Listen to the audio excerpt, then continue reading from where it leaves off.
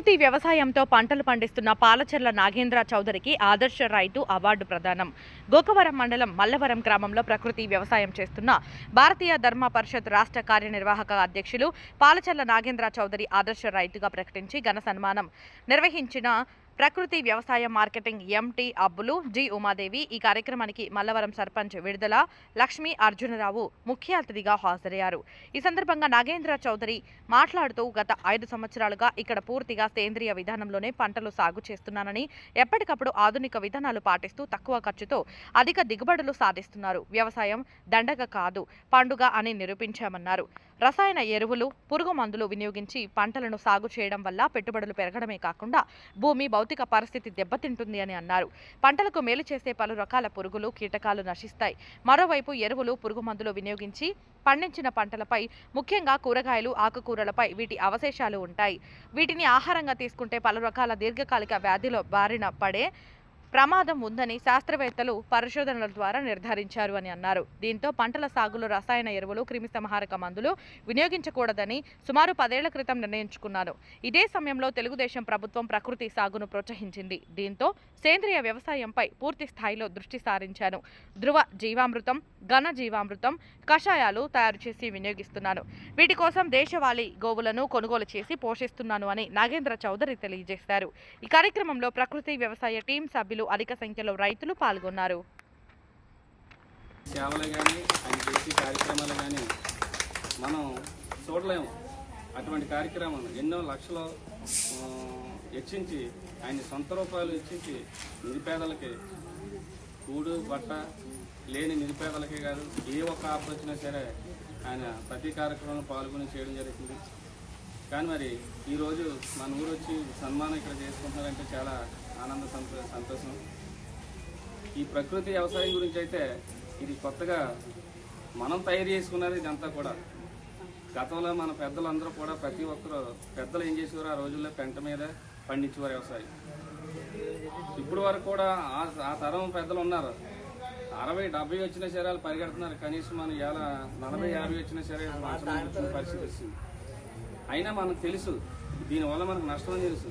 ఇప్పుడు మందు దాగి కూడా ఉన్నాడు, మందు దాగకుండా నీకు అనాగ్రహం పోతుంది అన్నాం అనుకో, చస్తే పోతాను 3 రోజులు హ్యాపీగా బతికాను అంటున్నాడు తప్ప ఆ ఆరోగ్యం గురించి, వెనకాల పిల్లల భవిష్యత్తు గురించి, ఆ భవిష్యత్తు గురించి ఆలోచించలేదు. ఇది అటువంటిదే.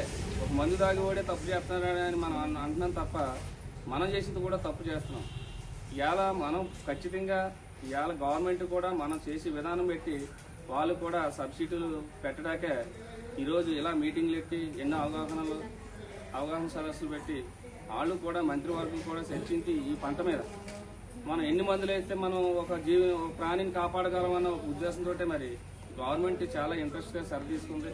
ఇప్పటి వరకు ఏదో సబ్సిడీ లేదు, అది మన సొంత డబ్బులతో వేసుకోవాలన్న ఆలోచన రైతుల్లో ఉంది.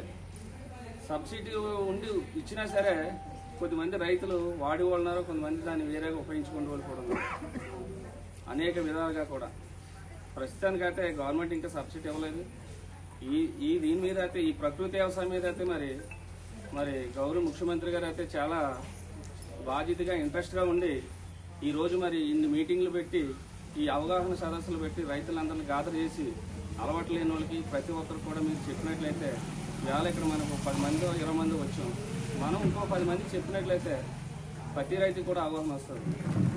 అది రావడమే కాదు, ఖచ్చితంగా చెయ్యాలి. చెయ్యకపోతే ఇంకా ముందు మనం కాదు మన పిల్లలు కూడా కడుపులో ఉండగానే తెగులతో పుట్టడం, మనం ఎన్ని ఆశలు ఉన్నా సరే వాళ్ళకి చాలని పరిస్థితి.